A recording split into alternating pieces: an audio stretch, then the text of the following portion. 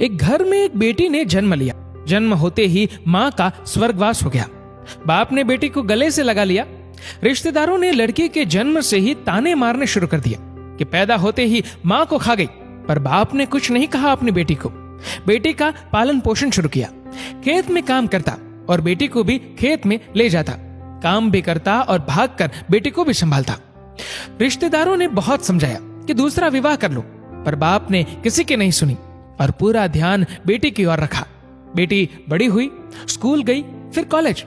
हर class में first आई। बाप बहुत खुश होता, लोग बधाइयां देते। बेटी अपने बाप के साथ खेत में काम करवाती। फसल अच्छी होने लगी। रिश्तेदार ये सब देखकर चिढ़ गए।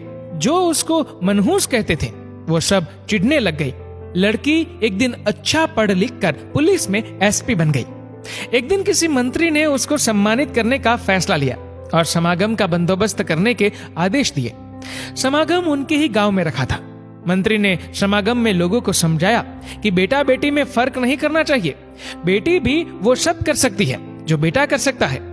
भाषण के बाद मंत्री ने लड़की को स्टेज पर बुलाया और कुछ कहने को कहा।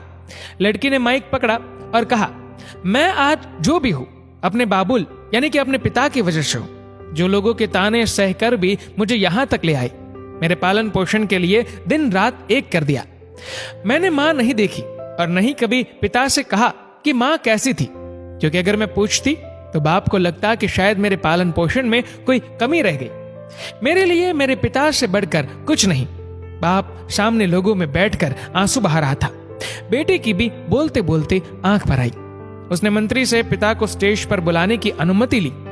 बाप स्टेज पर आया और बेटी को गले लगाकर बोला, रोती क्यों है बेटी? तू तो मेरा शेर पुत्र है। तू ही कमजोर पड़ गया तो मेरा क्या होगा? मैंने तुझको सारी उम्र हंसते देखना है। बाप बेटी का प्यार देखकर सबकी आंखें नम हो गई।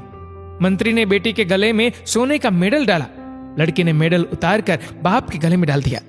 मंत्री ने कहा, ये क्या किया? तो लड़की बोली, मेडल को उसकी सही जगह पहुंचा दिया और कहा, इसके असली हकदार मेरे पिताजी हैं।